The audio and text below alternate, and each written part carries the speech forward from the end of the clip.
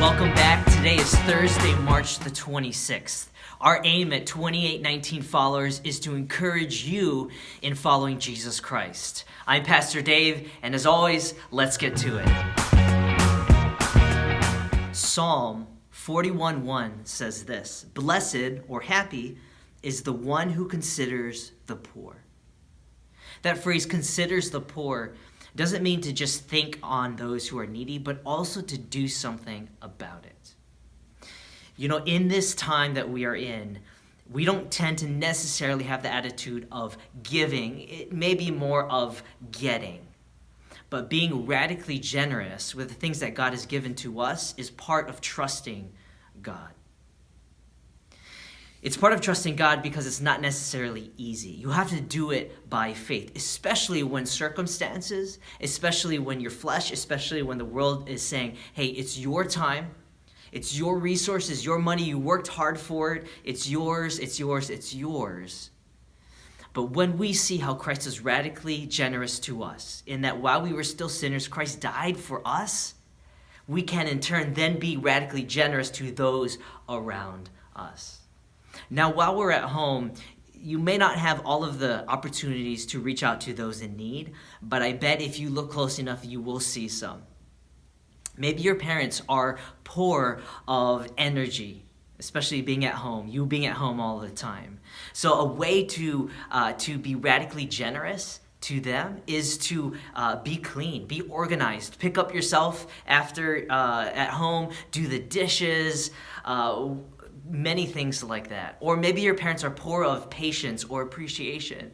So maybe to do the things they ask you to do, but also with a good and a right attitude. In fact, that's what one comment says. Thank you, Eddie, for mentioning. He says, one thing that God is teaching me is honoring my parents. And so that's a great way that you can be radically generous with your attitude right there at home. Part of trusting God and following Jesus is to be radically generous. Yesterday, we asked the question, what two things do we see Jesus have power over? And one viewer, Mike, commented, and he said that they saw that he has power to heal and to provide. And that's exactly right. Thank you, Mike, so much for commenting. And so we see that Jesus has power over the human body. And he has that power to transform and to heal that man. That is amazing. But not only that, we see that Jesus has power over multiplication. The laws of nature and math do not confine and limit Jesus Christ and his power. Now, I'm not good at math, trust me, but I know that 7 loaves of bread plus 0 loaves of bread should not equal the amount to feed over 16,000 people. That's amazing. I hope you are seeing the amazing power of Jesus Christ over every area of life as we travel through the book of Mark. It is absolutely amazing. And I'm so amazed at the power of Jesus Christ. So the second question, well, what does that give us as we follow Jesus Christ? And again, Mike, my thoughts exactly, he mentioned that it gives us confidence. Thank you, Mike. Again, keep commenting. That's awesome, and that's super encouraging.